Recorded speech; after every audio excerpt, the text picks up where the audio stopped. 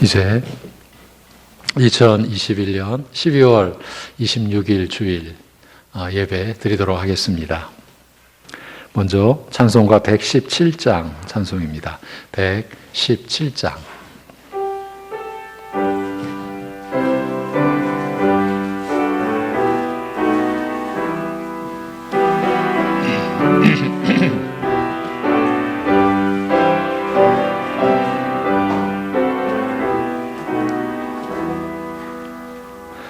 만백성 기뻐하여라.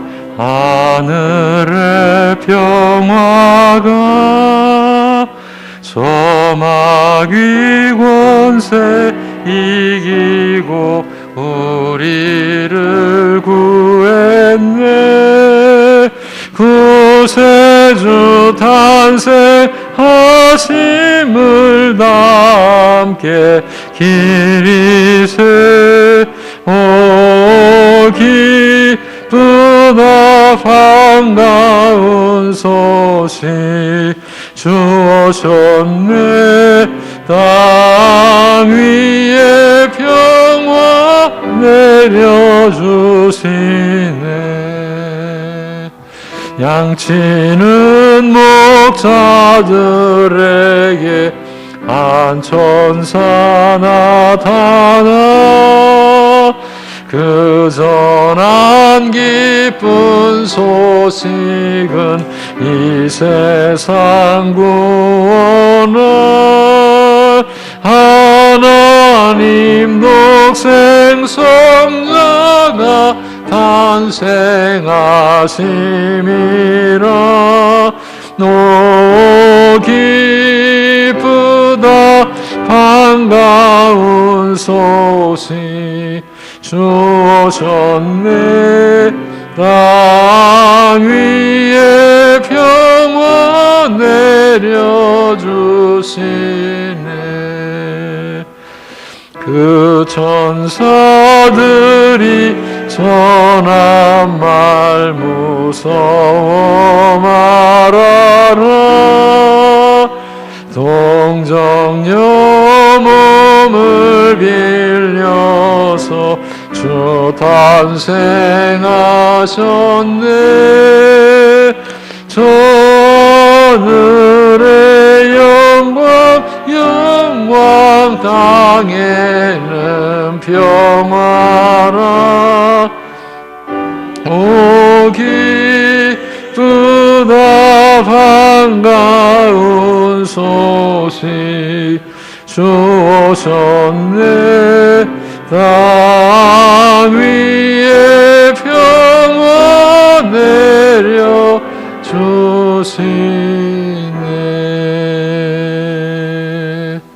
아멘.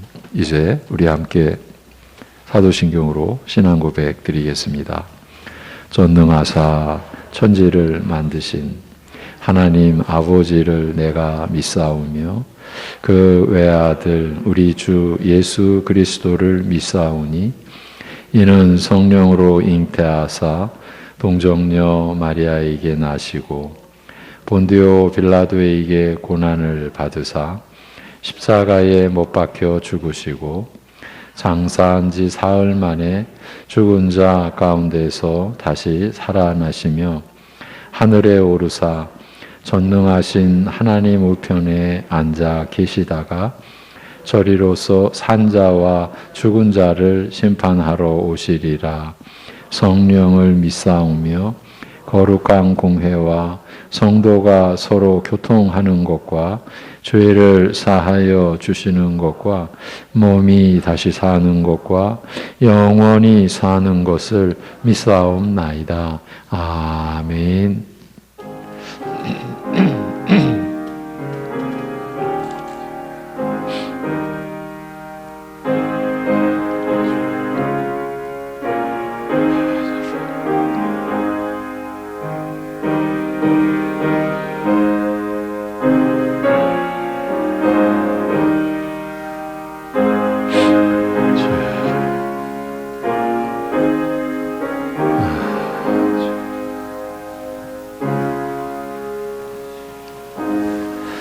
보라, 내가 속히 오리니 내가 줄 상이 내게 있어 각 사람에게 그가 행한 대로 갚아주리라.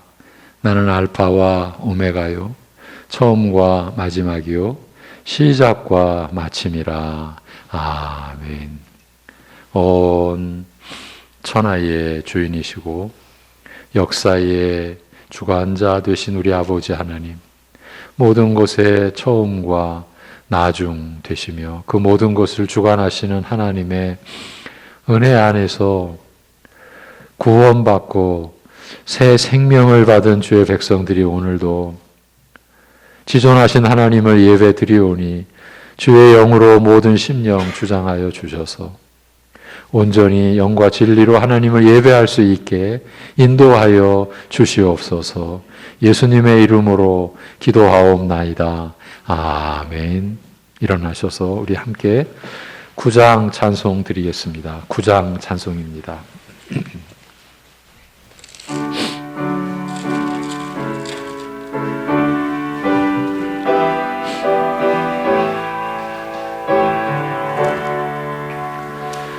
하늘에 가득 찬 영광의 하나님, 온 땅에 충만한 존귀하신 하나님, 생명과 빛으로 지혜와 권능으로 언제나 우리를 지키시는 하나님, 성부와 성자와 성령 삼위의 하나님, 우리 예배를 받아주시옵소서.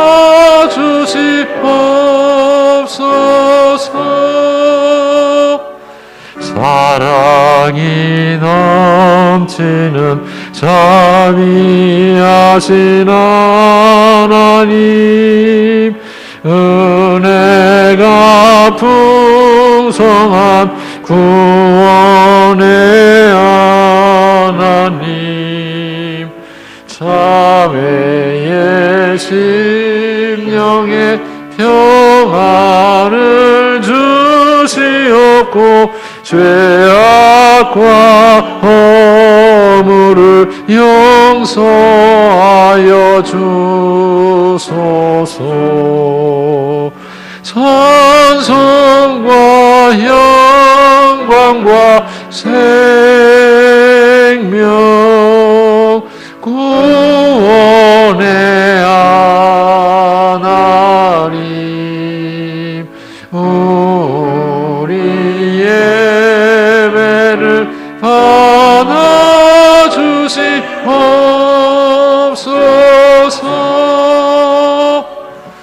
연약한 심령을 굳게 세워주시고 우둔한 마음을 지혜롭게 하시고 주의 뜻 받들어 참되게 살아가며 주 말씀 따라서 용감하게 하소서. 권능과 지혜와 사랑 은혜의 하나님, 우리 예배를 받아주시옵소서.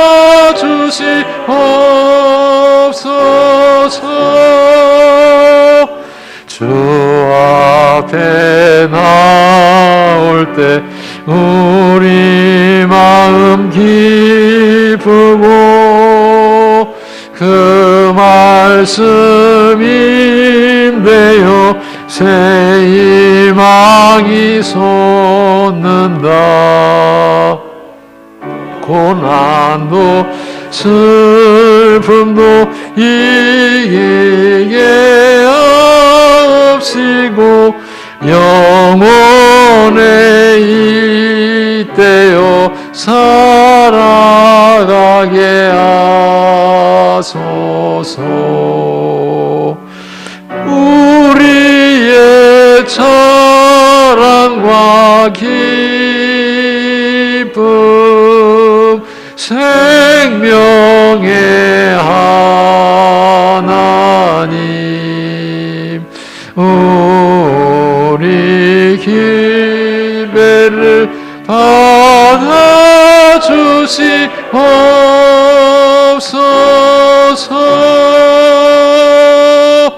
아멘.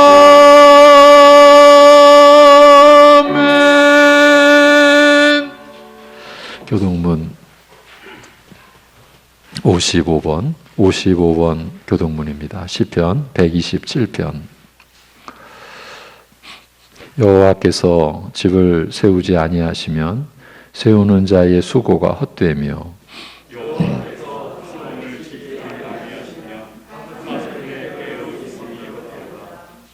너희가 일찍이 일어나고 늦게 누우며 수고의 떡을 먹음이 헛되도다.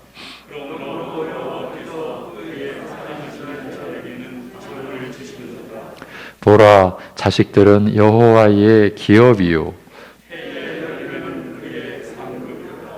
젊은 자의 자식은 장사의 수중의 화살 같으니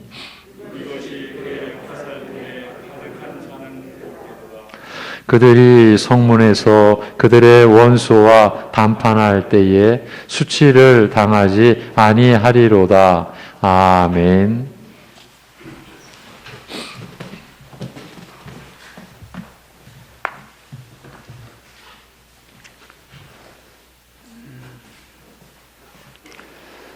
사랑과 은혜가 풍성하신 하나님 아버지, 주님께서 저희들에게 참 빛과 소망으로 오심으로 죄와 허물로 죽은 자이었던 저희들을 사랑해 주심으로써 독생자 예수 그리스도를 이 땅에 보내사 희생 제물로 삼으셔서 우리들을 구원하여 주시고 장려 삼아 주셔서 거룩한 주일을 주님 앞에 예배드리게 하시니 감사함을 드리옵나이다. 우리의 삶이 어둠에서 빛으로, 두려움과 한탄이 기쁨과 찬양으로 변했습니다. 이러한 큰 사랑을 받았음에도 하나님께 영광을 돌려드리는 삶을 살지 못하고 있는 저희들의 허물을 용서하여 주시옵소서. 성령께서 저희 안에 역사하사 죄악으로부터 돌아서게 하시며 저의 영혼이 치유되며 흐린 눈이 밝아지고 우둔한 마음이 맑아지어서 언제나 빛나는 주님의 얼굴만 바라보게 하여 주시옵소서.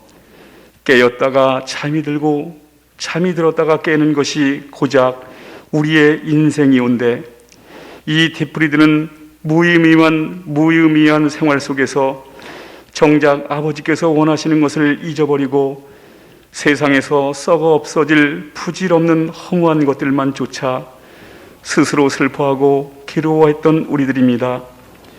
억울하고 분한 일을 겪을 때, 멸시받고 모욕당할 때 주님은 언제나 우리 곁에 계셨지만 저희들은 전적으로 주님을 의지하지 못하였나이다. 저의 믿음이 없는 것을 주님 용서하여 주시옵소서. 우리의 말과 행동으로 상처받고 아픔당한 우리 교회 가족들이 있음을 기억하게 하셔서 이제 그들을 위하여 기도하게 하시며 서로가 서로에게 끼친 죄악과 고통에 대해서도 똑같이 용서하여 주시옵소서. 그리하여 주님의 거룩하신 인격이 더욱더 우리들의 영혼에 뿌리박게 하시며 그리스도의 은혜와 사랑 안에서 기뻐하고 즐거워하는 하나님의 자녀 되게 하옵소서. 담임 목사님의 목회 사역 가운데 주님께서 늘 영육간의 강건함으로 붙들어 주시고 주님께서 바라고 원하시는 목회 사역이 되도록 인도하여 주시옵소서. 이 시간 하나님 말씀 너희도 포도원에 들어가라 설교 제목으로 증거하시는 담임 목사님, 성령께서 함께해 주셔서 오직 진리의 말씀만을 전하실 수 있도록 인도하여 주시옵소서. 하나님 아버지, 송내중앙교회를 사랑하여 주시고 지금까지 인도하여 주시는 은혜를 감사합니다. 모든 부서와 기관들의 예배가 회복되어지고 주님 안에서의 교제가 활성화되어지게 하옵소서. 코로나로 인해 계속 변화되는 어려운 상황 앞에서 주저앉아 낙심 말게 하시고 어쩔 수 없다는 핑계를 대지 말며 하나님이 주시는 지혜와 능력으로 2022년도에는 하나님께서 맡겨주신 사명을 은혜롭게 감당하는 하나님의 자녀들 되게 하옵소서. 하나님의 은혜가 아니면 저희들은 한순간도 살아갈 수 없음을 고백합니다. 주님의 은혜 안에 항상 머물게 하시고 주님을 영화롭게 섬기는 우리들의 삶이 되게 하옵소서. 우리를 죄악에서 구원하여 주신 예수 그리스도의 이름으로 기도드리옵나이다. 아멘.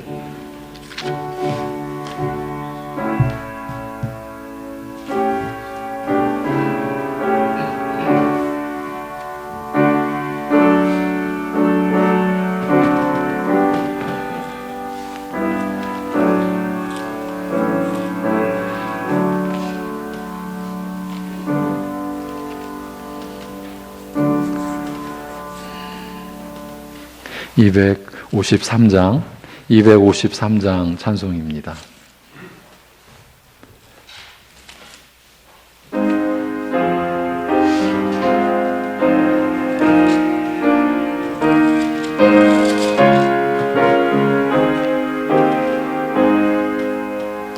그 자비하신 주님 날 불러주시고 주귀한 보혈 흘려 날 씻어주시니 내 죄가 흉하여도 나 깨끗게 하사 그 귀한 보혈로서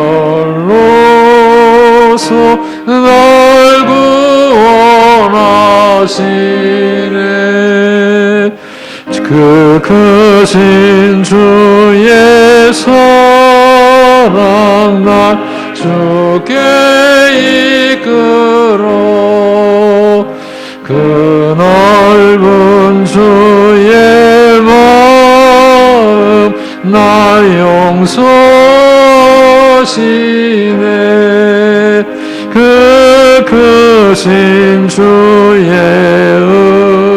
은총 큰 기쁨 주시며 나 주의 영광 잔치 참여케 하시네. 주 성령 우리 마음을 주께로 이끄니 나 주의 은총 입고 주 찬양합니다. 주 성령 내게 오사나 방황할 때에 늘 인도하여 주사 지속해 마소서. 주 넓은 가슴 안에 날 안아주시고 마음 슬플 때도 날 위로하시네. 나 절망할 때에도 주 인도하셔서 이 세상 끝날까지 늘 함께 하소서. 아멘. 우리의 구원의 하나님, 은혜와 사랑의 하나님, 영원 전부터 영원까지 스스로 지존하신 가운데 그 온전하심과 거룩하심으로 그 선하심과 인자하심으로 모든 것을 다스리시며 인도해 가신 우리 아버지 하나님, 그 하나님께서 우리의 아버지 되어 주심을 감사드립니다. 우리 같은 것을 부르시며 택하시고 자녀 삼아 주신 것을 감사드립니다. 우리의 씻을 수 없는 죄악을 속하기 위하여 아들을 육신을 입어 이 땅에 사람으로 보내주신 그 사랑을 감사드립니다. 하나님 아버지, 그뿐만이 아니라 그리스도의 그 은혜 안에서 성령님을 우리 안에 보내주셔서 우리로 하여금 죄를 깨닫고 우리의 그 어두운 실체를 보게 하시고 그리스도만이 우리의 구주가 되심을 믿도록, 그리하여 그리스도를 향할 수 있도록, 그리고 하나님의 자녀된 성품으로 하나님을 닮아갈 수 있도록 성령께서 우리 안에 계시며 우리 안에 역사하시며 우리를 인도하시도록 이 모든 것 이루어 주신 은혜를 감사드립니다.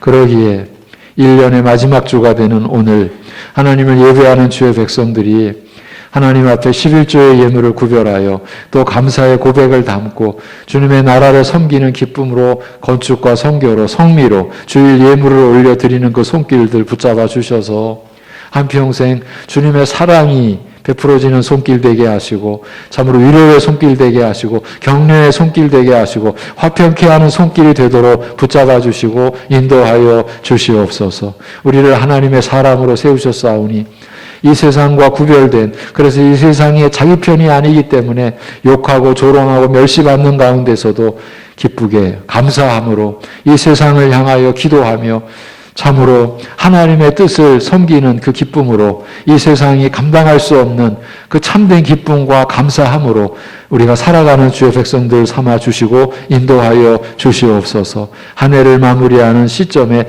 여러 가지 것들 주님 앞에 다 내려놓게 하시고 오직 주의 말씀을 기준 삼고 오직 주의 뜻을 기준 삼고 우리를 돌아보게 하시고 그리하여 주님이 주시는 새해에는 더욱 주님의 뜻을 온전히 섬기고자 하는 그 중심으로 오직 주님께만 소망을 둔 심령으로 새해를 맞이하는 시점이 되도록 인도하여 주시옵소서. 아무리 상황이 어렵고 앞이 보이지 않는다라고 할지라도 우리의 소망은 주님께 있으며 주님께로부터만이 소망이 우리에게 주어짐을 예전에도 그랬고 지금도 그렇고 앞으로도 그러함을 고백하기에 요동치 아니하고 우리의 반석 되신 하나님 그 위에서 하나님 안에서 흔들리지 않고 우리에게 주어진 몫을 감당해가며 그리고 그 모든 것을 주님께 맡겨 주님만을 의지하여 드리며 나아가는 우리들 되게 붙들어 주시옵소서.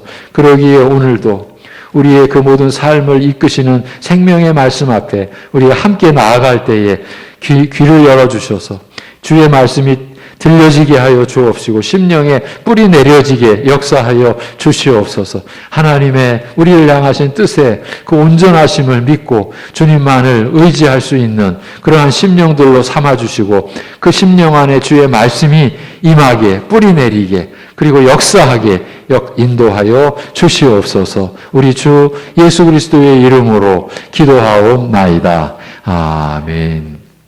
마태복음 20장입니다. 1절에서 16절까지고요. 너희도 포도원에 들어가라. 너희도 포도원에 들어가라. 이 제목으로 마태복음 20장 1절에서 16절 말씀을 전하도록 하겠습니다.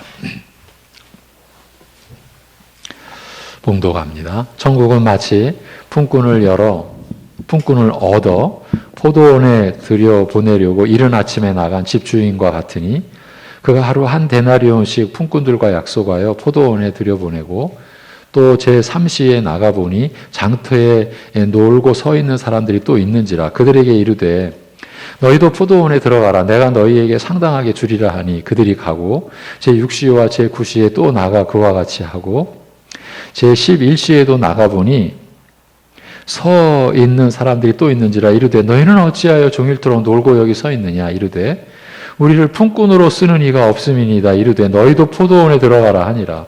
저물매 포도원 주인이 청지기에게 이르되 품꾼들을 불러 나중 온 자로부터 시작하여 먼저 온 자까지 삭을 주라 하니 제11시에 온 자들이 와서 한 데나리온씩을 받거늘 먼저 온 자들이 와서 더 받을 줄 알았더니 그들도 한 데나리온씩 받은지라. 받은 후 집주인을 원망하여 이르되 나중 온 이 사람들은 1시간밖에 일하지 아니하였거늘 그들을 종일 수고하며 더위를 견딘 우리와 같게 하였나이다. 주인이 그 중에 한 사람에게 대답하여 이르되 친구여 내가 네게 잘못한 것이 없노라.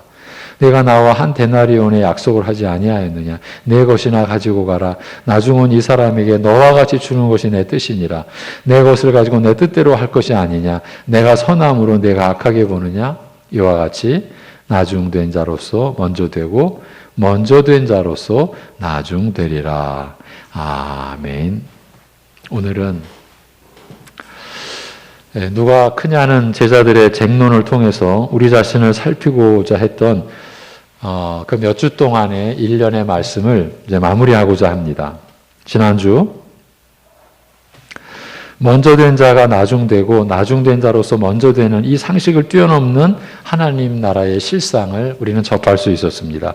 누가 크냐는 기준으로 볼 때 모든 면에서 앞서 있었던 재물 많은 청년이었던 한 관원은 당시 그 누구보다도 경건의 규모에서 출중했었음에도 불구하고 내 소유를 팔아 가난한 자들에게 주고 나를 따르라고 하시는 예수님의 말씀을 듣고 근심하며 떠나가고 말았습니다. 예수님이 하신 말씀의 뜻을 받들 수가 없었던 것입니다. 사실은 그가 소유했던 많은 재물이 그의 발목을 잡은 것이 아니었습니다.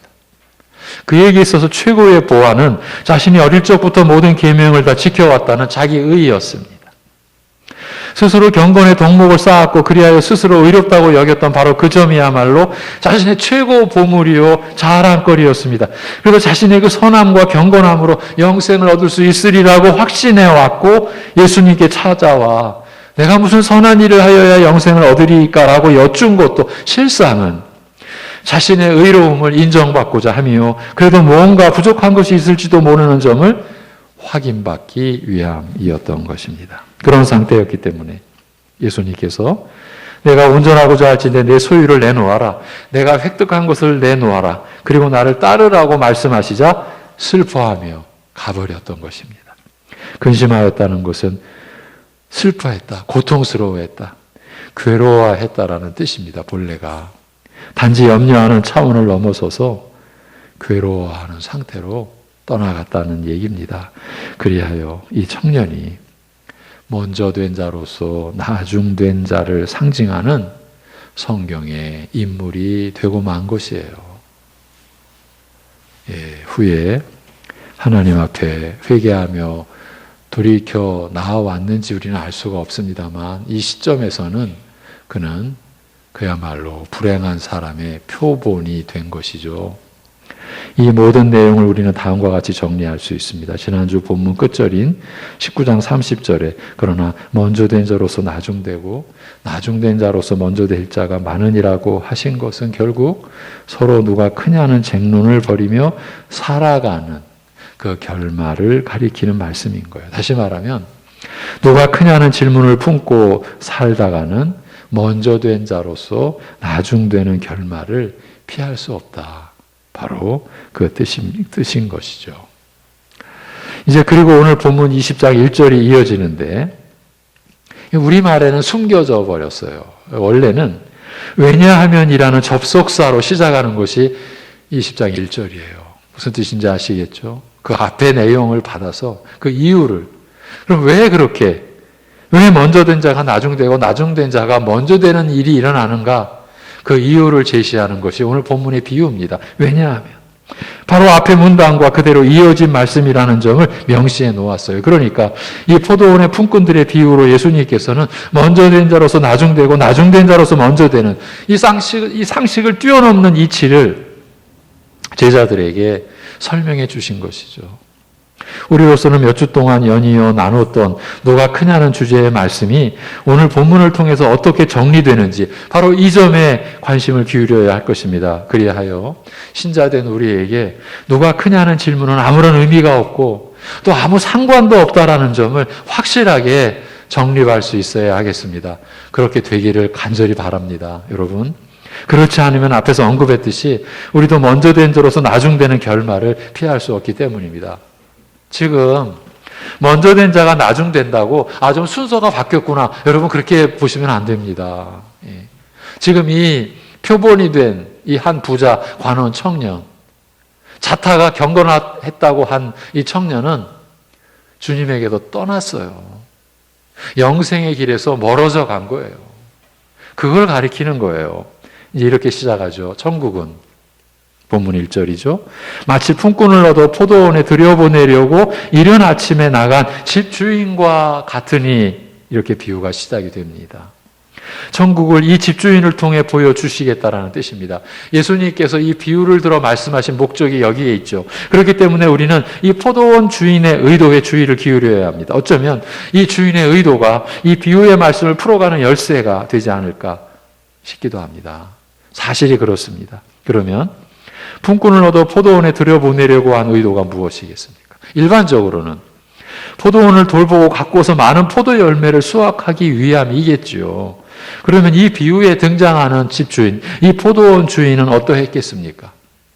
2절에 그가 하루 한 데나리온씩 품꾼들과 약속하여 포도원에 들여보내고 또 제3시 밑에 나나주에 몇 시인지 나왔죠? 오전 9시예요.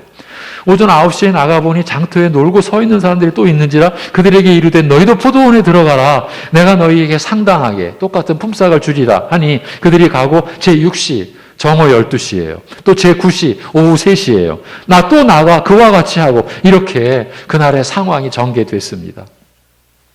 여기까지만 보아도 뭔가 어색함이 느껴지죠? 어떤 의혹이 느껴진다는 얘기죠. 이른 아침에 나가서 품꾼들을 포도원에 들여보냈는데 오전 9시에 나가서 그리했고 그런데 거기서 그치지 않고 정오 12시에 그리고 오후 3시에 품꾼들을 포도원에 들여보냈어요. 이쯤 되면 이렇게 묻지 않을 수 없습니다. 뭘 하자라는 걸까? 여러분이라면 납득이 되십니까? 포도원 주인의 입장에서 생각하면 더 의혹이 커집니다. 우리가 주인이라고 해보십시오. 정오 12시? 아니 오후 3시? 아니 그러면 얼마나 일을 시키겠다라는 거지? 이런 생각이 안 들겠습니까? 그래서 집주인의 의도에 주의를 기울이자고 제안했던 것입니다. 더 근본적으로는 지금 천국을 이 집주인을 통해서 나타내시겠다라고 하셨으니까 우리로서는 당연히 이 주인의 의도, 이 주인이 품은 생각을 살피지 않을 수 없는 거죠.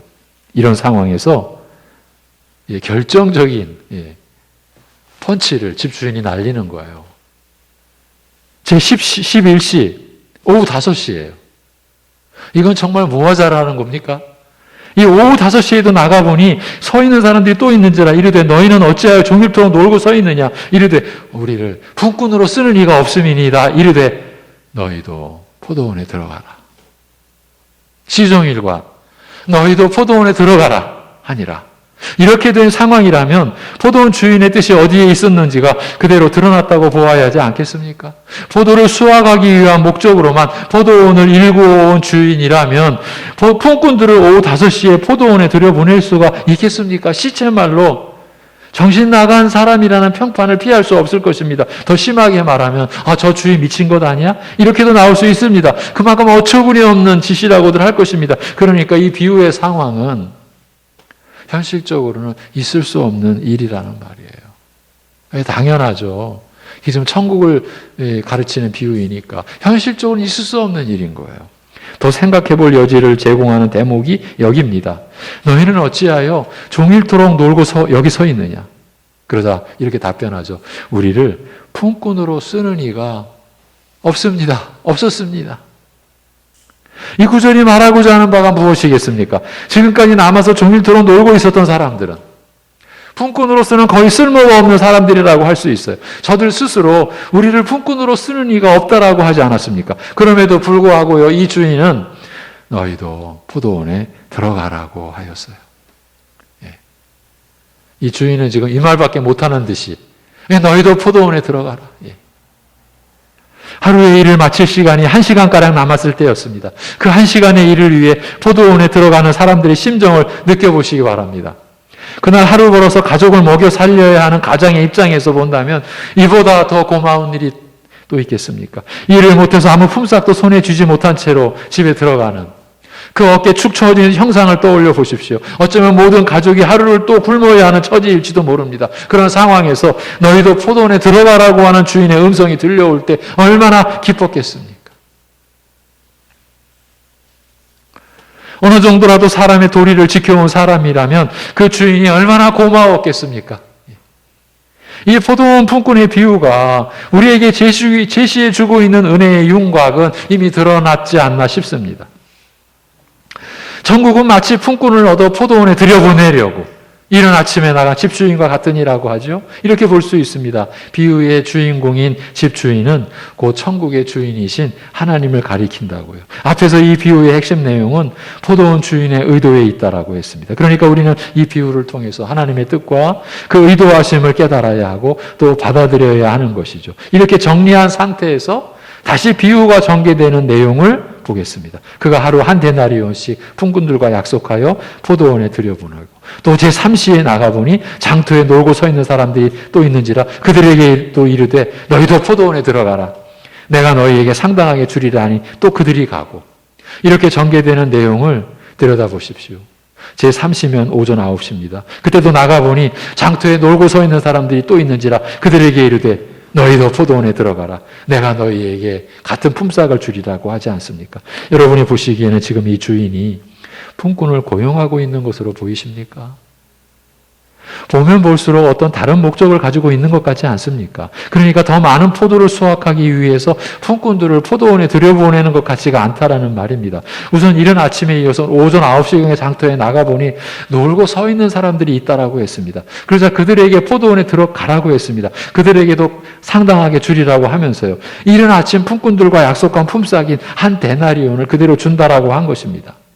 주인이 지금 일꾼이 더 필요해서 오전 9시에도 장터에 나가본 것일까요? 전혀 그런 상황 같아 보이질 않습니다. 나가보니 장터에 놀고 서 있는 사람들이 또 있었습니다. 그러자 포도원에 들어가라고 했어요. 그 뒤에도 전개되는 상황은 똑같았어요. 단지 놀고 서 있는 사람들이 있으면 그냥 포도원에 들여보낸 거예요. 그 일이 오후 5시경까지 이어졌어요. 아무도 품꾼으로 쓰는 이가 없을 정도로 일꾼 같아 보이지 않는 사람들. 오히려 일을 망칠 수도 있을 정도로 힘도 없고 재간도 없고 거기다가 눈치도 없어 보이는 사람들 뿐이었을 텐데 그런데 그들에게 너희도 포도원에 들어가라고 한 것이에요. 한마디로 이들이 쓸모 있어서 포도원에 들여보낸 것이 아니죠. 오후 5시라면 포도원에 들어가서 작업복으로 갈아입고 연장을 챙겨서 일터로 가다 보면 거의 하루의 일과를 마칠 시간을 곧 맞이할 시점이라고 볼 수도 있지 않겠어요? 그러니까 맨 나중에 품꾼으로 들어온 사람들은 거의 일한 것이 없이 품삯만 받게 된 것이에요. 바로 이 점이 집주인의 의도였지 않나 싶습니다. 지금 포도원 품꾼으로 고용된 모든 사람들은 이 집주인의 어떤 의도하에 포도원에 들어가게 된 것입니다. 여기서 절대적으로 중요한 요점은 오후 5시나 아니 이른 아침이나 포도원에 들어갈 수 있었던 사람들은 단지 포도원에 들여보내려고 한 이 집주인의 뜻과 의도 때문에 품꾼이 될 수 있었다는 것이에요. 그들 자신에게는 어떤 원인과 이유가 없었어요. 오직 집주인의 뜻과 그의 의도 때문이었습니다. 그래서 장터에 나가서 또 놀고 있는 사람들이 있으면 포도원에 들여보낸 것입니다. 일이 다 끝나갈 시간인 오후 5시에도 그랬습니다. 다른 뜻은 없었습니다. 처음이나 나중이나 집주인의 뜻과 의도는 다르지 않았습니다. 단지 장터에 있는 사람들을 포도원에 들여보낸 것입니다. 품삯도 약속하고서요. 그렇다면 포도원에 들어갈 수 있었던 품꾼들의 입장에서 이 집주인의 의도와 자신들에게 행한 일을 두고서 할 수 있는 말이 무엇이겠습니까? 그저 감사하다는 말일 것입니다. 단지 집주인의 호의 때문에 자신들이 포도원에 들어갈 수 있었고 하루의 품삯도 받을 수 있었으니까요. 오직 집주인의 호의 때문이었어요. 오직 집주인 때문이었어요. 우리가 집주인을 하나님으로 여긴다면 이것이야말로 하나님의 은혜인 것이에요. 이 비유의 초점이 이렇게 드러나게 된 것이에요.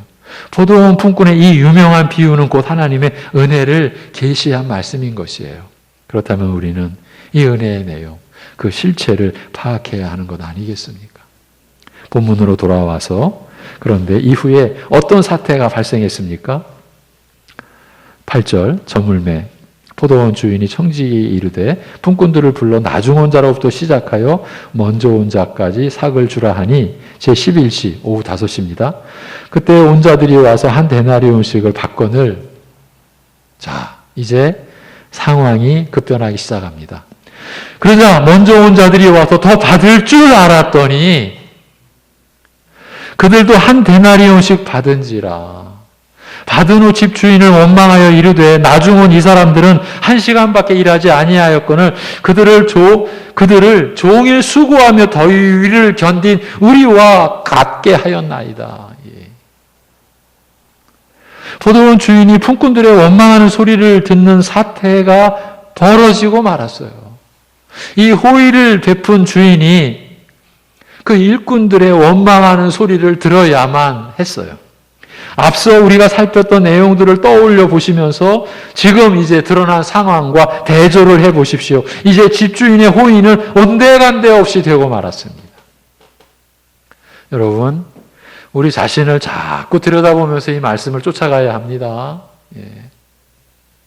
지금 주인의 호의는 온데간데 없이 되고 말았어요. 이게 상황이 역전된 것이죠. 달리 설명하면 중심이 바뀌어버린 거예요. 상황의 중심이. 이 모든 상황에서 중심은 집주인이었는데, 아니 집주인이어야 하는데 도리어 이제 품꾼들이 중심을 차지한 격이 되고 만 거예요. 호의를 베푼 주인이 이 모든 사태의 중심에 있었어야 하는데 지금도 이제는 뒤바뀌어 버린 것이에요. 소위 중심의 전환. 이런 사태가 우리 안에서도 늘 일어나고 있다라고 보아야 하지 않겠습니까? 실제로 지난 날을 돌아보면 집주인, 곧 교회의 머리이신 주님 중심에서 한가 피조물에 불과하고 그것도 심판에 놓여 있었던 우리 죄인된 우리의 중심으로 전환된 상황과 일들이 많지 않았었나 싶습니다. 주인의 호의는 온데간데 없이, 하나님의 은혜는 온데간데 없이 우리가 주인 노릇하던 행세, 주인 노릇했던 그런 그 형국들 많지 않았었나 싶습니다. 그러면 어떻게 해서 어떤 이유로 이런 사태로 전환되어 버린 것일까요? 이제 그간 몇 달, 몇 주 동안의 말씀을 이제 마무리해 가는 시점입니다. 모두 알다시피 포도원에 나중에 들어온 자들이나 그 앞서 들어온 자들이나 품삯이 동일했다라는 이 한 가지 이유 때문입니다. 지금의 상황에서는 집주인이 품꾼들에게 하루 한 데나리온씩 지급하기로 약속한 사실은 하나도 중요치 않습니다. 여러분, 지금 이 표현이 간단한 게 아닙니다. 우리 안에 하나님의 약속, 하나님의 말씀이 하나도 중요치 않게 된 상황. 우리가 느끼는 어떤 불편, 우리가 느끼는 어떤 원망, 우리가 느끼는 어떤 속상함, 그것만이 막 들끓고 있고 하나님의 말씀은, 하나님의 약속은, 하나님의 선하심은 온데간데 없어진 그러한 상황. 여러분, 떠올려 보셔야 합니다. 왜냐하면 다시 그러한 상태가 되어서는 안 되니까요. 종일 수고하며 더위를 견딘 자신들과 고작 1시간밖에 일하지 않은 자들과 품삯이 같았다는 이 사실이 너무 커다란 문제였기 때문입니다. 이거야말로 불공정한 처사라. 이른 아침부터 종일 땀 흘리며 수고한 자신들이 상대적으로 합당한 대접을 받지 못한 것에 대한 불만과 원망은 저들 스스로도 막을 수가 없었다고 보아야 할 것입니다. 어찌 억누를 수가 있었겠습니까? 그렇지 않습니까? 이것이야말로 집주인의 횡포가 아니고 무엇이겠습니까? 세상의 이치를 놓고 보면 지금 집주인을 원망하는 품꾼들로서는 합당한 주장을 하고 있는 겁니다. 무엇보다 아침 일찍 포도원에 들어온 자신들이 푸대접을 받았다는 이 인식이 집주인에게 원망을 쏟아내게 한 주된 요인이었을 것입니다. 그러면 자신들이 받을 그 대접의 양, 자기들이 합당하게 여기는, 우리는 이런 대접은 받아야지 한 그 양을 저들은 어떻게 상정한 것입니까? 맨 나중에 들어와서 고작 1시간 일한, 그러니까 일하는 신용만 낸 품꾼들이 받은 품삯을 기준으로 한 것입니다. 그런데 저들이 한 데나리온씩을 받은 거예요. 그렇다면 온종일 더위를 견디며 땀을 흘려야 했던 자신들의 받을 몫은 분명히 달라야 한다라고 판단한 것이죠. 이것이 합당한 거 아닙니까? 상식이죠. 이것이 공정한 처사가 아니겠습니까? 어떻게 생각하십니까? 이런 중심, 이런 사고가 우리에게는 너무 익숙하지 않습니까? 그래서 본문도 대개는 그렇게 보는 겁니다. 품꾼들의 입장에 서서 말입니다. 주인은 나쁜 사람이 되고 마는 겁니다. 그렇다고 해서 그대로 끝날 수는 없지 않습니까? 여기서 우리는 그 주인의 말을 들어보아야 합니다. 13절. 주인이 그 중에 한 사람에게 대답하여 이르되 친구여 내가 네게 잘못한 것이 없노라. 내가 나와 한 데나리온의 약속을 하지 아니하였느냐. 내 것이나 가지고 가라. 나중은 이 사람에게 너와 같이 주는 것이 내 뜻이니라. 내 것을 가지고 내 뜻대로 할 것이 아니냐. 내가 선함으로 내가 악하게 보느냐. 이렇게 주인의 말은 단호했습니다. 내가 너에게 잘못한 것이 없노라. 내가 나와 한 데나리온의 약속을 하지 아니하였느냐. 주인의 입장에서 품꾼들에게 잘못한 것이 없다라고 한 것입니다. 왜이겠습니까? 주인은 그 이유를 내가 나와 한 데나리온의 약속을 하지 아니하였느냐는 말로 밝혀주었습니다. 그리고 포도원 주인은 결정적인 언급을 했습니다. 내 것이나 가지고 가라. 나중은 이 사람에게 너와 같이 주는 것이 내 뜻이니라고요. 내 것이나 가지고 가라라고 한 것은 먼저 온 품꾼들이 나중 온 품꾼들의 몫에 대하여 왈과 왈부할 처지가 아니라는 점을 우회적으로 지적한 것이에요. 내가 관여할 수 있느냐? 내가 간섭할 수 있느냐? 내가 받을 것을 내가 챙겨야 하는 것이 내 몫이라 남의 몫에 대하여 관여할 입장이 아니라는 뜻을 전한 것입니다. 여러분, 이 시점에서 떠오르는 한 구절, 유명한 어떤 장면이 있습니다. 디베랴 호수에서, 갈릴리죠. 부활하신 주님이 제자들을 만나셨을 때의 일입니다. 이때도 예수님은 제자들에게 큰 은혜를, 특히 베드로에게 큰 위로의 은혜를 베푸셨죠. 그리고 베드로가 어떠한 죽음으로 하나님께 영광을 돌릴 것인지에 대해서도 말씀을 하셨는데, 그때에 이 베드로가 그 요한, 사랑의 사도라고 불리는 요한을 보고 예수님께 여쭙니다. 주님, 이 사람은 어떻게 되겠습니까? 그래서 예수께서 이르시되 내가 올 때까지 그를 머물게 하고자 할지라도 너에게는 무슨 상관이냐? 너는 나를 따르라고 하셨어요. 이 상황에서 시쳇말로 이거 예수님 마음대로네. 이렇게 할 수 있겠습니까?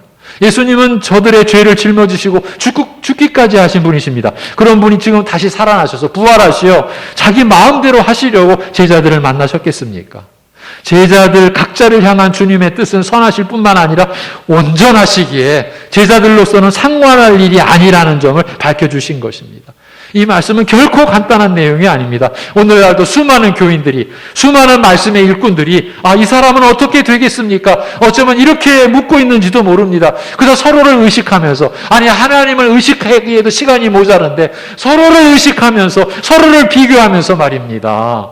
그 모든 의문에 대해서 예수님께서 내게 무슨 상관이냐라고 말씀하시는 거예요. 이 말씀 안에는 너를 향한 내 뜻이 선하고 온전하다라는 것을 의심하느냐라는 뜻이 담겨 있는 것 아니겠습니까? 바로 이 내용이 오늘 비유의 말씀과도 연결되는 것이에요, 여러분. 우리가 한 가정 안에서, 한 교회 안에서조차도요, 서로를 의식합니다. 비교합니다.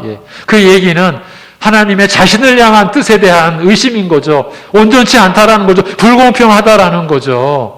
이것이 우리 사람들, 우리 교인들도 예외가 아니죠. 우리 내면에 깔려 있는 거라고요. 이러한 의식이 처리되지 않는 한 우리의 신앙생활은 늘 불안한 거예요. 늘 요동치는 거예요. 평안에, 진정한 평안에 우리가 참여를 못하는 거예요. 그렇게 평생 가시겠습니까, 여러분?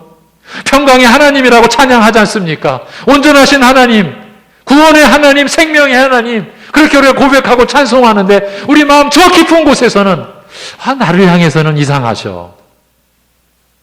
다 잘하시는데 왜 나에게는 이런 심사가 조금이라도 있다면 결국 그것은 불신이 아니겠느냐라는 거죠. 예. 내 것을 가지고 내 뜻대로 할 것이 아니냐. 내가 선함으로 내가 악하게 보느냐라고 한 이 집주인의 말이 압권이에요. 압권. 예?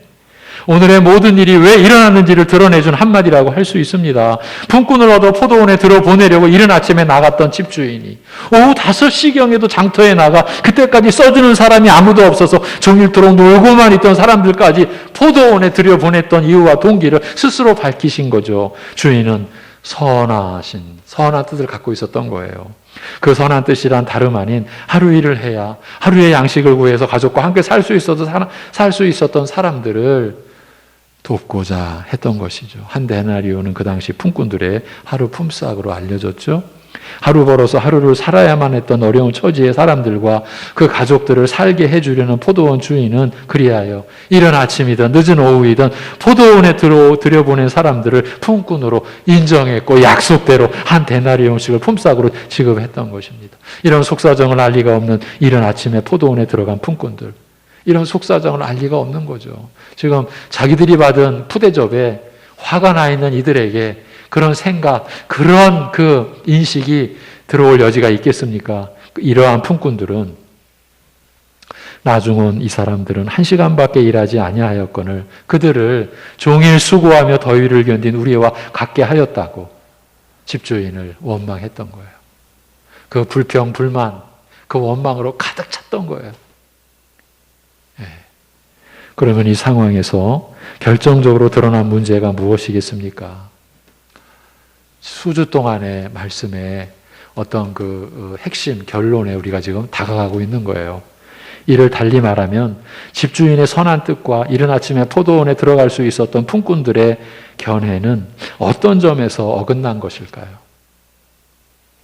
이 질문이 오늘 말씀을 이해하는 데 있어서 요점이 되리라고 여겨집니다. 우리가 보아온 대로 집주인은 사람들을 가리지 않고 품꾼으로 쓰려고 했습니다. 이 점을 통해서 우리는 주인의 목적이 자신의 유익을 취하고자 했던 것이 아님을 알 수 있습니다. 그랬었다면 늦은 오후에 품꾼들을 포도원에 들여보냈을 리가 없습니다. 요즘 말로 하면 예산 낭비일 뿐이요.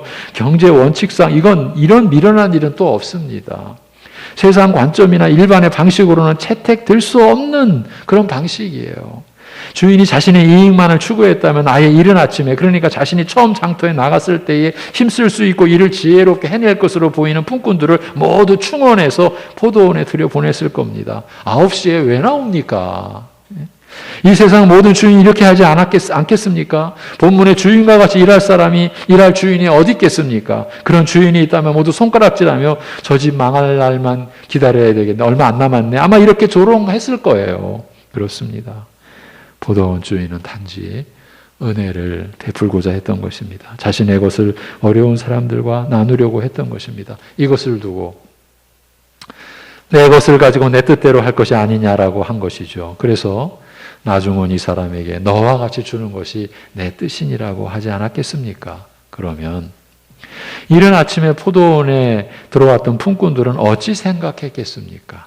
그들은 자신들의 품삯을 은혜가 아닌, 이제 여기서 나오는 거 결정적으로 은혜가 아닌 대가로 여겼던 것이죠. 지금 이 상황에서 그들에게 어떻게 은혜가 되겠습니까? 자신들이 일한 것이 있는데요. 여러분, 사랑하는 성도 여러분, 내 것이 있어. 나 일한 것이 있어. 지금 수개월 동안 새벽 예배에 그것이 과연 있느냐? 우리가 따지고 또 살피며 왔어요. 내 것이 있냐고. 내가 한 것이 있냐고. 그것이 있다고 여길 때의 대가가 우리 안에서 스물스물 막 나오고요. 이걸 막을 수가 없는 거예요. 지금 이들은 이 은혜를 대가로 여기고 말았어요. 지금 이 상황에서 그들에게 이게 어떻게 은혜가 되겠냐고 자기들이 일한 것이 있는데 바로 이 점인 거예요. 예수님께서 이 비유의 말씀을 이 정황에서 들고 나오신 것은 바로 이 점을 들춰내고자 하신 것입니다. 은혜가 대가로 변질되어 버린 이스라엘의 영적 그 현실을 지적하려 하신 것이에요. 제자들의 경우도 다르지 않았어요. 저들도 역시 지금 은혜를 입고 있는 그런 형편이지 않습니까? 그런데 그 은혜를 자신들의 행위에 따른 보상이나 대가로 여기고 있는 저들의 영적 실상을 보여주고자 하신 것이에요. 이렇게 본다면 바로 이어지는 이와 같이 나중된 자로서 먼저 되고 먼저 된 자로서 나중되리라고 하신 예수님의 말씀. 이 비유는 이 구절 안에 쌓여 있죠? 19장 마지막 절, 20장 16절 그 사이에 이 비유가 있잖아요. 그러니까 이 예수님의 말씀은 우선은 이스라엘 역사를 염두에 두시고 하신 통렬한 일깨움이라고 할 수 있는 거예요. 이 세상 모든 민족 중에 유일하게 택함받은 이스라엘, 먼저 된 자들 아닙니까? 그런데 지금 나중된 자로 지금 전락해버린 거죠. 예? 지금도 그렇고요. 먼저 된 자로서 나중되리라고 하신 것은 바로 이스라엘을 두고 하신 말씀이었던 것입니다. 예수님께서 천국 복음을 전하시고 가르치셨을 때에 이 교훈에 정면으로 대적했던 이스라엘 백성 중 가장 경건하다라고 했던 바리새인들의 그 경우, 그들의 그 입장을 주목해 보십시오. 저들이야말로 하나님의 은혜를 자신들의 행위에 따른 대가로 여겨버린 대표적인 자들이 아니었습니까? 그래서 저들은 하나님 나라의 주인 행세를 했던 것입니다. 중심이 바뀐 거예요. 주인이 바뀐 거예요. 바리새인들이 율법에 대한 순종을 통해서 자신들 스스로 의롭게 된 자들이라고 여겼던 데에는 그 모든 것이 자신들의 엄청난 노력과 끝없는 수고의 대가요, 그 보상이라는 확신이 개입되어 있었던 것이에요. 한마디로 하나님의 은혜에 의해서가 아닌 자신들의 수고에 대한 보상, 그 대가로 자신들은 하나님 나라의 특권을 누릴 수 있다라고 여겼던 것이에요. 그러니 천국에서 누가 크니까라는 쟁론이 예수님의 제자들 안에서도 별 이견 없이, 별 거리낌 없이, 어떤 부담감 없이 그냥 성립될 수 있었던 것이에요. 이런 면을 오늘 우리에게도 적용시켜 보십시오. 적용시켜 봐야죠. 그래야 우리가 하나님 말씀을 보는 뜻이 있으니까 우리 안에도 대가가 은혜보다 더 크게 작용하는 상황과 일들 늘 있지 않습니까? 그러니까 누가 크냐는 질문이 늘 우리 안에서 꿈틀대고 있는 것 아니냐는 겁니다. 저의 경우를 말씀드리지 않을 수가 없어요. 이거는 제가 받은 은혜에 대한 어쩔 수 없는 저의 반응이에요. 30여 년 전 이 시대 사이비 이단의 대표격이라고 할 수 있는 마귀의 소굴에서 제가 탈출할 수 있었던 계기가 된 것이 바로 대가라는 그 한마디였어요. 우리는 은혜로 구원받는 게 아니라 귀신 쫓는 대가로 받는 것이라고 하는 그 소리가 그야말로 전적인 하나님의 은혜의 역사로 이 미련한 저에게는 사탄의 부르짖음으로 들렸던 것이에요.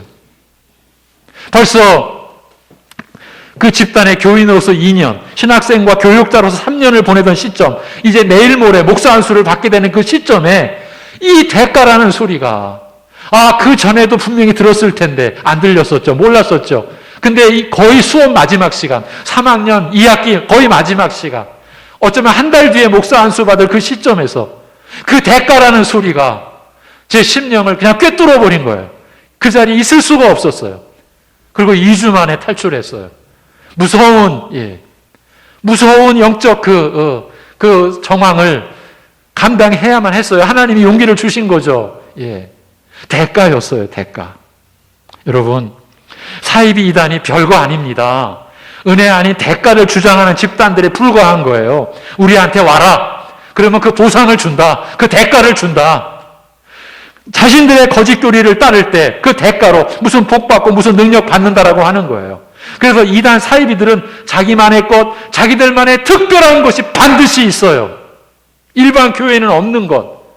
그 특별한 것, 그것을 행하면 그에 따른 보상이 있다, 대가가 있다.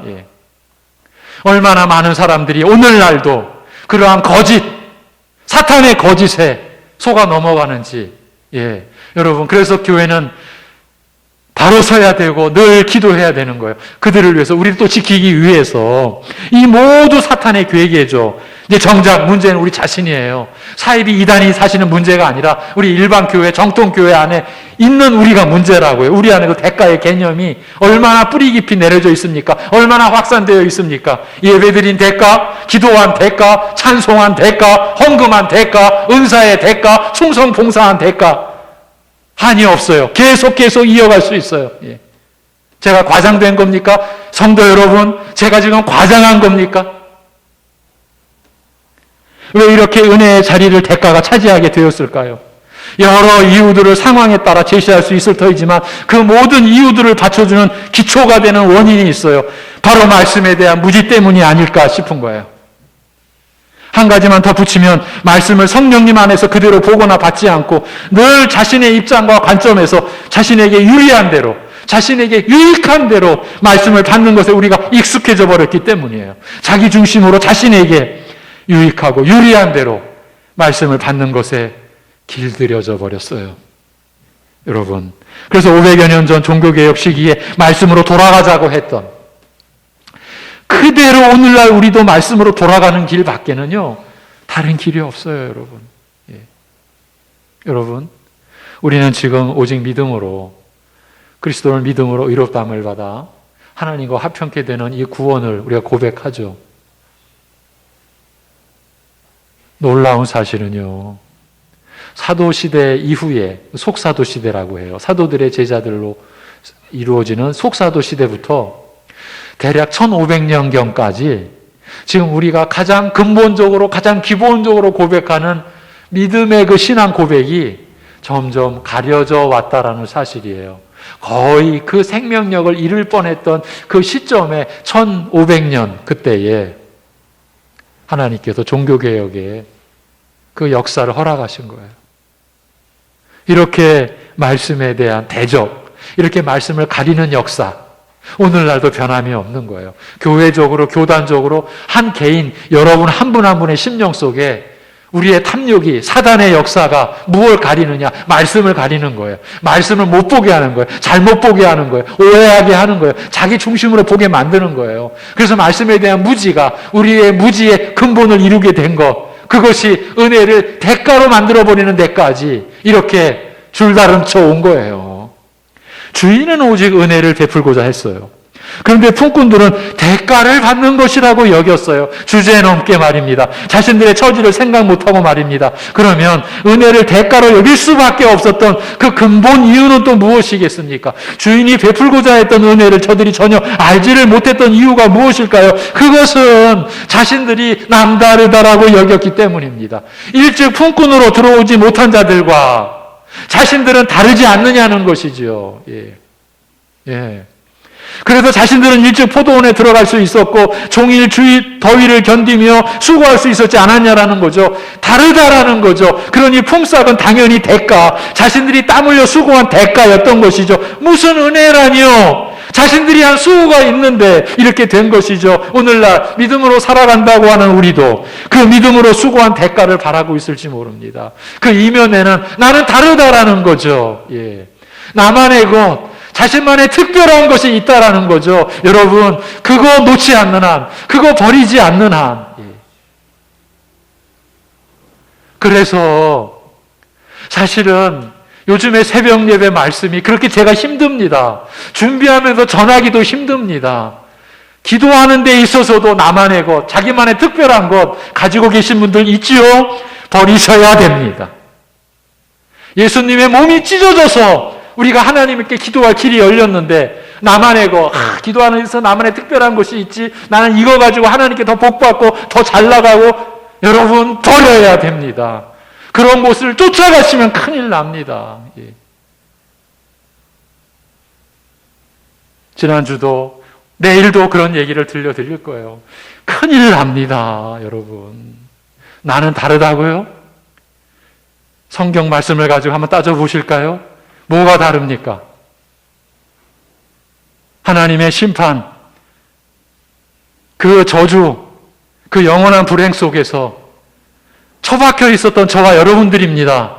뭐가 다릅니까? 뭘 가지고 우리는 다르다라고 합니까? 하나님의 나라를 섬기는 데 주신 은사? 달란트?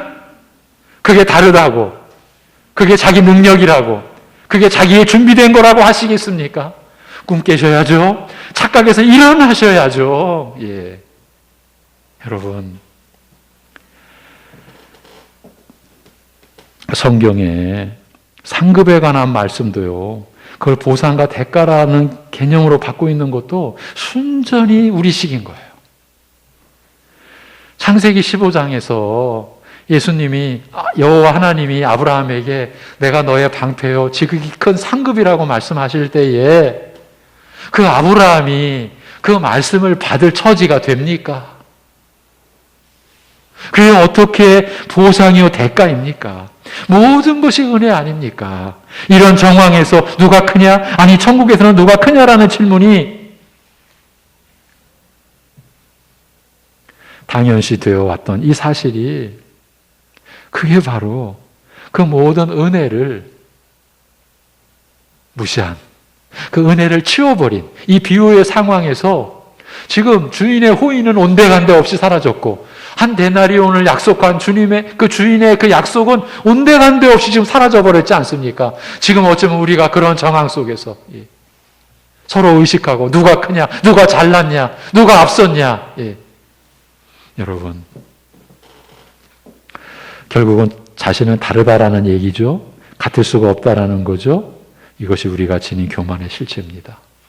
우리가 이 맥락 속에서 너희들이 어린아이 같이 되지 아니하면 결단코 천국에 못 들어온다. 이게 예수님의 말씀이었어요. 그 어린아이가 누굽니까?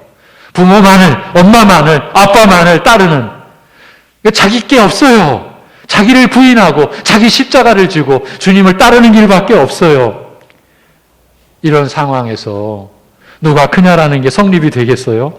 이런 상황을 놓고서 이와 같이 나중된 자로서 먼저 되고 먼저 된 자로서 나중되리라고 하셨으니 이 말씀은 생각할수록 심각하고 무서운 말씀인 거예요. 이제 결론을 맺겠습니다.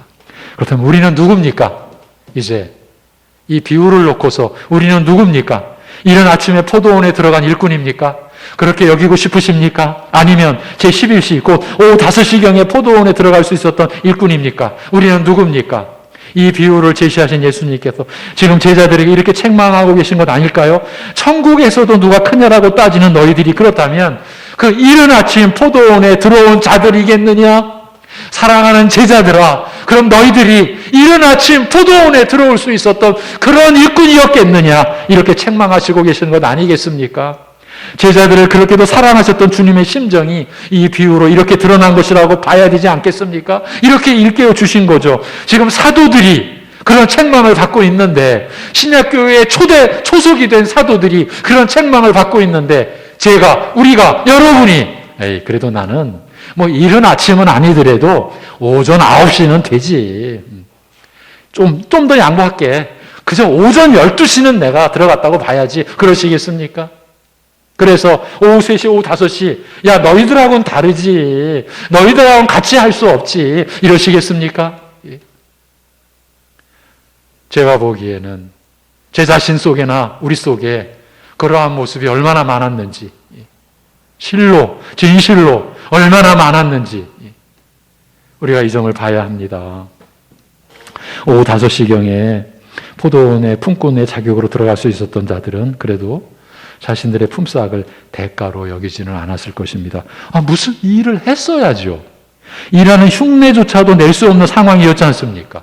주인의 뜻대로 먼저 한 데나리온을 받아서 돌아가는 저들은 자기들보다 먼저 포도원에 들어와서 수고한 사람들이 얼마나 받을까 하는 생각보다는 오늘은 공치지 않고 하루에 품삯을 받고 가족들에게 돌아갈 수 있다는 생각에, 그래서 오늘은 가족들을 굶기지 않을 수 있다고 하는 생각에 주인을 향한 감사하는 마음을 가질 수 있었을 것입니다. 먼저 온 자들의 원망하는 마음과는 전혀 다르게 말입니다. 주님의 말씀은 이렇게 마무리되었습니다. 여러분, 그 마지막에 일할 시간조차 없는, 흉내조차도 내기 힘든 그런 시점에 너희도 포도원에 들어가라라고 하는 이 말에 한 데나리온의 품삯을 받고 돌아가는 저들의 심령은 내가 오늘은 가족을 안 굶긴다.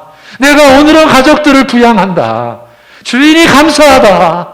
그런 마음으로 돌아가지 않았겠습니까? 그러면서 돌아가면서 저것들은 얼마나 받나?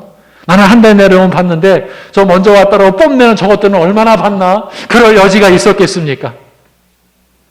사실 그런 상황이 되겠느냐고요. 예. 오후 5시까지 야 오늘도 내가 공치는구나. 온 가족을 다 굶겨야 되는구나. 저 새끼들 굶겨야 되는구나.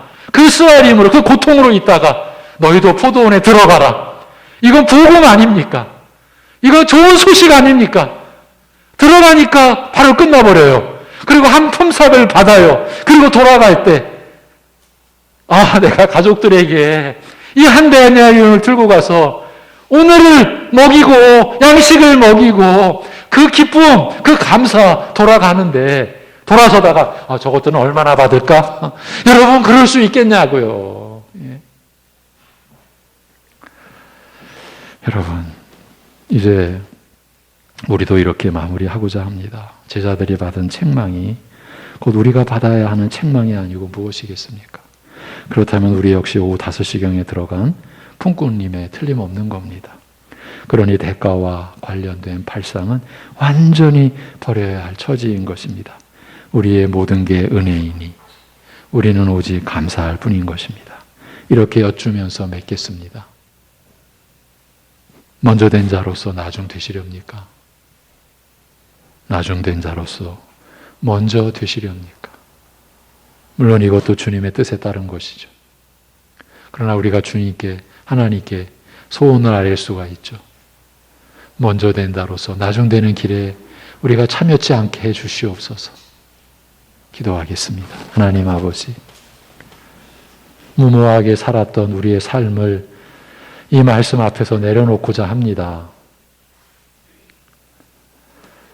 그저 서로 의식하며 하나님을 의식해도 부족한 시간에 그저 남 의식하며 싸우며 미워하며 다투며 그렇게 살았던 그 무지스러운 그 어리석기 짝이 없는 그런데 그러한 우리를 불쌍히 여겨주신 하나님 오후 5시경까지 그 빈터에서 아무도 품꾼으로 써줄 리 없어 쓰라리고 고통스러운 마음으로 그냥 있어야 할 우리를 너희도 포도원에 들어가라고 불러주신 그 하나님의 음성, 그 하나님의 뜻을 우리가 붙들고 살아갈 수 있게 하여 주시옵소서. 우리가 한 것이, 내가 가진 것이 없다고, 나의 나됨도, 내가 수고한 모든 것도 오직 나와 함께 계신 하나님의 은혜라고 내가 한 것이 아니라고 하는 이 바울 사도가 온 천하에 드러내온 자기 고백이 온 우리 교인들의 고백, 나의 고백, 우리의 고백이 되고 우리가 수고한 것이 그저 수고한 흉내 그 정도일 뿐이요 오직 우리와 함께 계신 하나님의 은혜로 우리가 주님의 나라, 주님의 가정, 주님을 우리가 섬긴 것 그것조차도 우리가 감사하고 오직 기뻐하고 그러면서 우리의 삶을 우리가 주님께 드리는 그래서 주님의 기쁨으로 기뻐하는 그러한 우리의 인생 되게 주여 인도하여 주시옵소서. 아버지 하나님 우리 자신을 돌아보고 또 돌아보게 하여 주옵소서. 우리가 지금 호흡하는 것 우리가 생명을 갖고 있는 것 이게 다 하나님의 것 하나님의 은혜 하나님의 뜻으로 우리가 받은 것 우리의 것이 하나도 없는 것 이것을 우리가 생각하고 이것을 우리가 반드시 되돌아보고 그리고 우리 자신이 하나님의 은혜의 선물 모든 것이 하나님의 은혜의 선물임을 우리가 고백하고 우리가 주님 앞에 다 내려놓으신 우리들 되게 하여 주시옵소서. 지금 여러 가지 어려운 마음이 고통스럽고 너무나 힘든 상황 속에 있다 할지라도 그 안에서조차도 하나님은 변함없이 우리를 온전히 우리를 거룩하고 우리를 선하신 뜻으로 우리와 함께 하시고 우리를 돌보시고 우리가 고난받는 중에 함께 고난받고 계신 그 은혜를 우리가 기억하면서 우리의 모든 것 주님 앞에 내려놓고 주님만을 의지하고 주님께 맡기며 한 해를 마감하고 또 한 해를 우리가 맞이할 수 있도록 우리를 이끌어 주시옵소서. 모든 것 주님께 의탁합니다. 우리의 주님 되어주심을 감사드리며 우리의 아버지 하나님 되어주심을 감사드리며 성령이 우리 안에 계셔서 이 냄새나고 이 더럽고 이 불결하게 짝이 없는 우리를 오래 참으시면서 그리스도의 성품으로 하나님을 닮아가도록 거룩해지도록 선해지도록 역사하시는 성령님의 함께하심을 감사드리며 우리 주 예수 그리스도의 이름으로 기도하옵나이다. 아멘. 620장 찬송입니다. 620장입니다.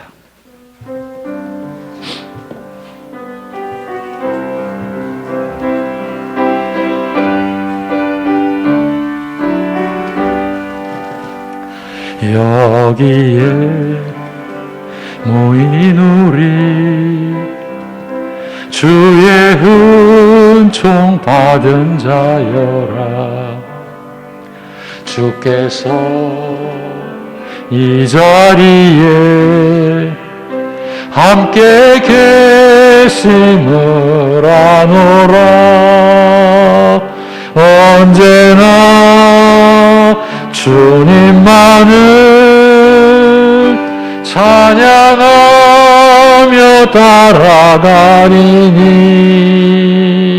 시험을 당한 때도 함께 계심을 믿노라.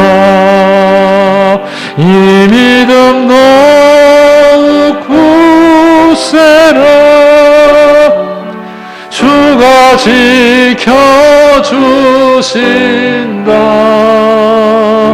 어두운 밤에도 주의 밝은 빛 인도하여 주신다. 주님이 뜻하시니 헤아리기 어렵더라도 언제나 주 뜻 안에 내가 있음을 아노라. 사랑과 말씀들이 나를 더욱 새롭게 하니 때로는 넘어져도 최후 승리를 믿노라. 이 믿음도 굳세라. 주가 지켜주신다. 어두운 밤에도 주의 밝은 빛 인도하여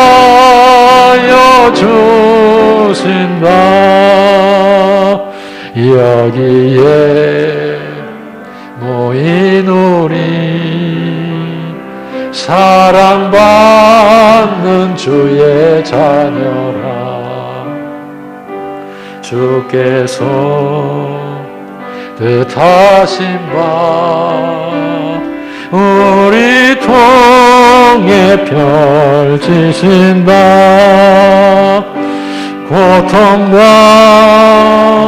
슬픔 중에 더욱 주님 의지하오니 어려움 이겨내고 주님 더욱 찬양하라. 이 믿음 더욱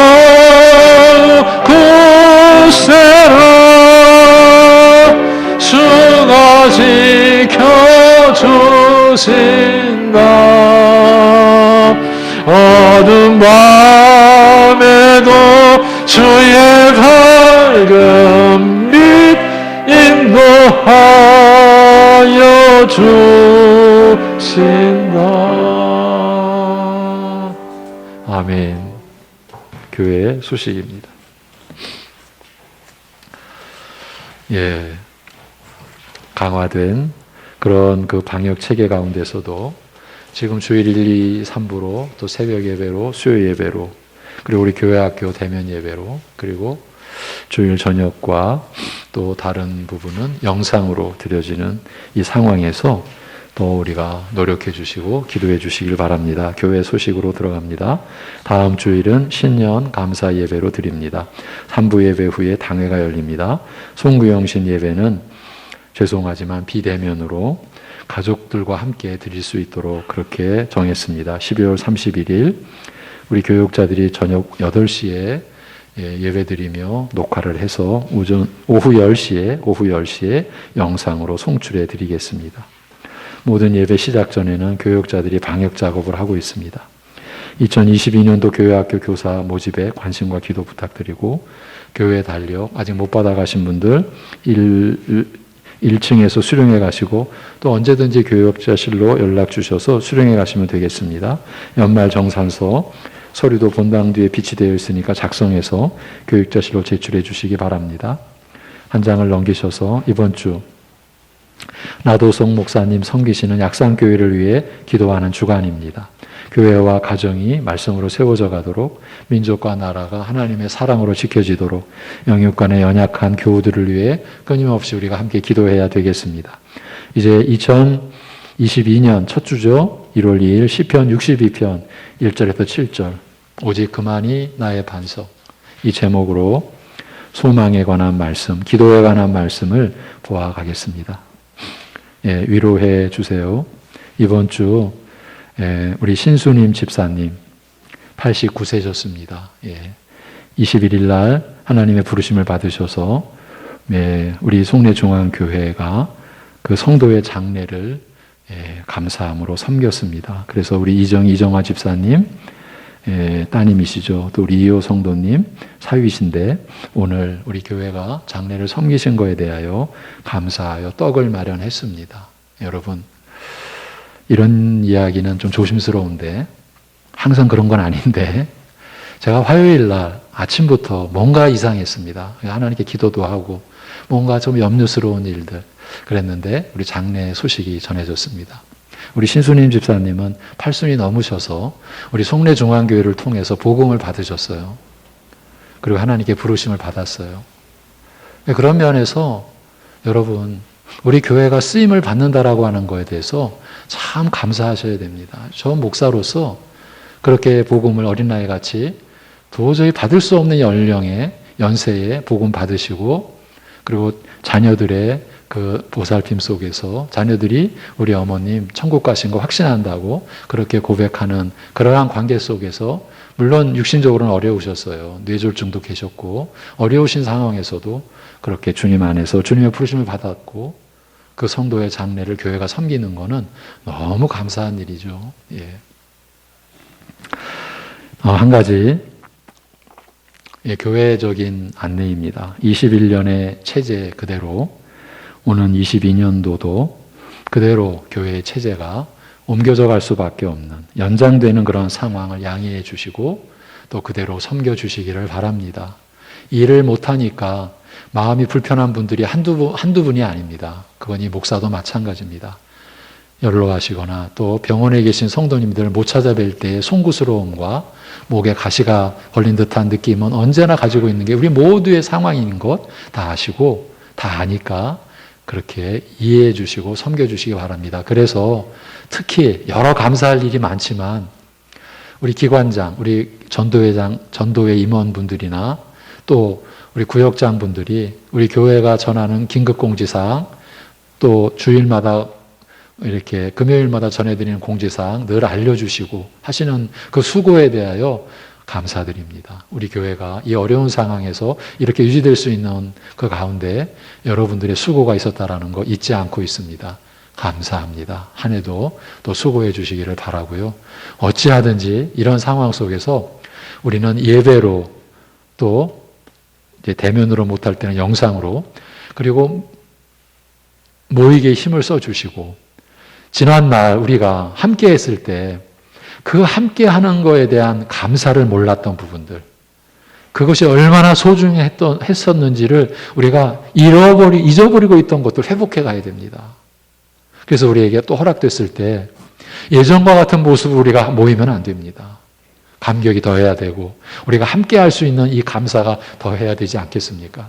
그래야 이 큰 고난 속에서 우리가 하나님의 우리를 향한 뜻을 우리가 붙잡는 그런 열매가 되지 않겠습니까? 그렇게 서로 노력해 주시길 바랍니다. 묵상 구절 같이 읽고 제가 축도함으로 예배 마치겠습니다. 잠언 23장 4, 5절입니다. 시작. 부자 되기에 애쓰지 말고 내 사사로운 지혜를 버릴지어다. 내가 어찌 허무한 것에 주목하겠느냐. 정령이 재물은 스스로 날개를 내어 하늘을 나는 독수리처럼 날아가리라. 아멘. 우리의 죄가 되시고 우리의 죄를 담당하셔서 우리의 영원한 죄값을 친히 처리해 주신 주 예수 그리스도의 은혜와 아무런 어떤 이유도 자격도 공로도 있을 수도 없는 우리들을 위해 그 아들을 내어주신 아버지 하나님의 사랑하심과 그렇게 비천하게 짝이 없는 우리 안에 그렇게 오래 계시며 참으시며 우리를 이끌어 가시는 성령님의 교통하심이 모든 것이 하나님의 은혜임을 다시금 일깨움 받고 우리가 존재하는 살아가는 이 모든 것이 하나님의 은혜인 줄로 고백하고 하나님을 향하는 사랑하는 심령들과 이러한 믿음의 비밀, 이러한 하나님 나라의 실체를 알고자 또 깨닫고자 하는 이들 안에 영원토록 함께 하시기를 주님의 이름으로 축원하옵나이다. 아멘.